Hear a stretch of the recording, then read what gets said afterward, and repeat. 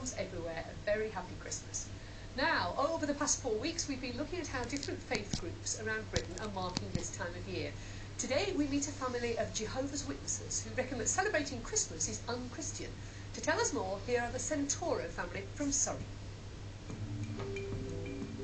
For us, Christmas means something very different to most people. Christmas for us initially is 2 weeks off work. On Christmas Day, I play with Alfie, play computer games, and I don't do anything different on that day. I just have a normal day when it comes to Christmas. We don't celebrate it, and I don't really mind that we don't get presents, because even though it's a mister, I don't really care, because we normally have parties anyway. It's always fun because the children are doing things, so we're relaxed without the pressure. You know, you don't have to, I won't be slaving away cooking this meal that has to be there at a certain time, you know, that sort of thing. Birthdays and Christmas, both of those things, when you look at the background of them, and they don't come from a Christian background, they are to do with magic and good luck, etc. So what Jehovah's Witnesses do, rather than giving presents to one another on particular days of the year, they see something that they think someone would like, they buy it for them, wrap it up, give it to them as a gift. As parents, you do have a challenge in explaining to the children as to why we don't have birthdays and, you know, are they missing out? Jared has just turned 10 on November the 7th, actually. We don't ignore it, because as a mother, I'm excited about the fact that he's reached this age. So we acknowledge it. Oh, Jared, it's your birthday today, or, you know, you were born this day, and that sort of thing. So there's an acknowledgement. I wouldn't want to know my birthday after 21 anyway. I mean, who does? It's only fun when you're young. So it's good to perhaps pause and think before we pray.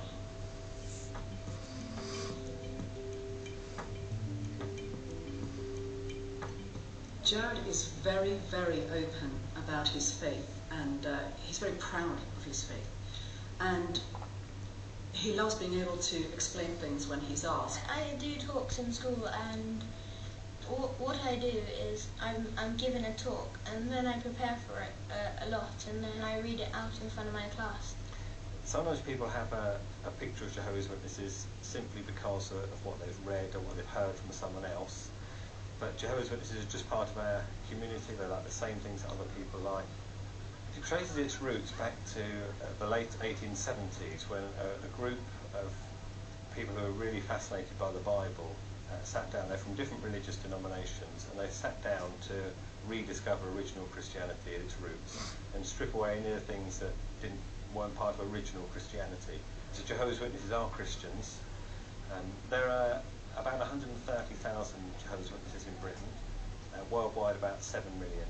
Our aim is to follow Christ, so in our day-to-day life we try and copy the same morals that he had, treat people the way he treated them, and basically in our day-to-day life we try to follow the way Christ lived. As a Jehovah's Witness, Jesus Christ is God's Son. They're two separate, totally separate entities. Jehovah, being God, is the Father, and Jesus Christ is the Son. He is that blueprint for us, and obviously we're not saying we're perfect, because he was perfect, but we strive to use him as our yardstick. And by being so familiar with Jesus, we really come to know his Father. It's not just a way of life, it is our life. Everything revolves around our faith. Our weekends are always busy, it's never quiet. On a Saturday morning we'll have our little group that will come over to our house, and we'd have a very brief meeting, and then go out on our voluntary work. Sometimes they'll all come back, we'll have coffee and cakes, and there's always it's a lovely buzz, the atmosphere, and it's very much like a close-knit family atmosphere. The reason why we engage in our voluntary work, most commonly known as knocking on people's doors, is because A, we have a love of people, and also it's a command that Jesus asked us to do. People have this strange idea that we get the door slammed in our face or people rude. That's so rare. Most people are very polite.